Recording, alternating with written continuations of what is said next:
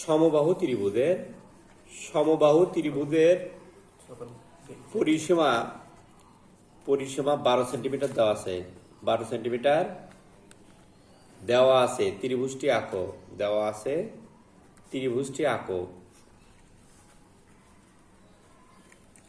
অনেক সময় তোমাদের ওখানে ভাগ থাকে না, তবে এইভাবে ভাগ করতে হবে।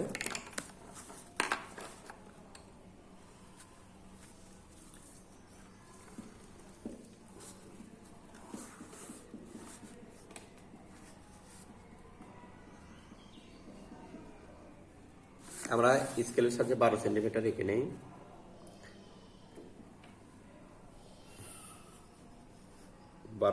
রেখে নিই। পি সমান 12 সেন্টিমিটার। আমরা একটা কাজ করব। কাজটা হচ্ছে যে এই যে এখানে একটা কোণ আঁকি, এইরকম একটা কোণ আঁকবো।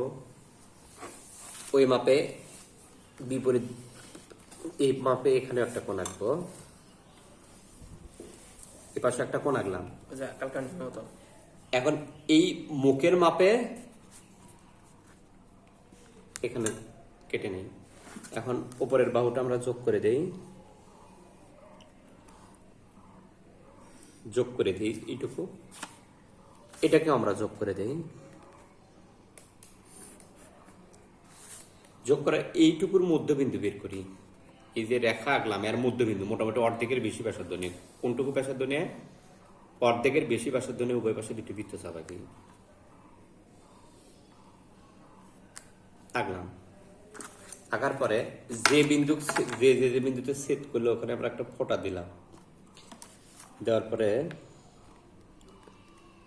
এটা হচ্ছে মোটামুটি আমাদের অর্ধেক হলো। এটা আমাদের কি হলো? অর্ধেক। কারণ এইটুকুর সমান মাপ নিয়ে এইটুকুর সমান মাপ নিয়ে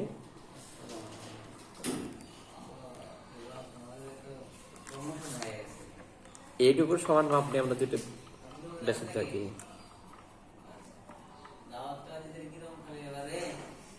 যোগ করে দিলাম। এটা এখন এই উপরের কর্নার থেকে এটা যোগ করি।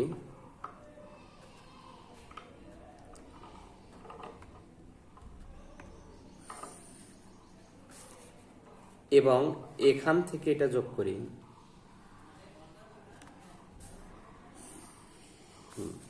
তাহলে এটা হচ্ছে p/3 হলো। এটা কি হলো? p/3।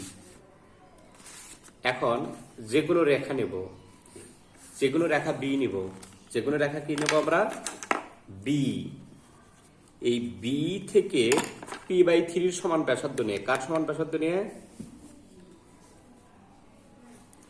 p/3 সমান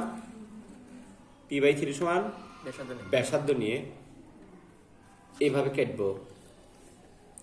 এবং একই মাপলে এ পাশেও কাটবো, একই মাপলে এ পাশেও কাটবো। এরা পরস্পর এ বিন্দুতে ছেদ করে।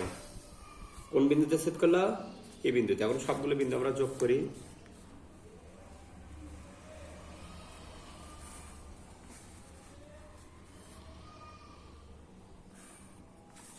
তাহলে ABC হবে আমাদের নির্দিষ্ট ত্রিভুজ। এটা p/3 সমান মাপ নিলাম।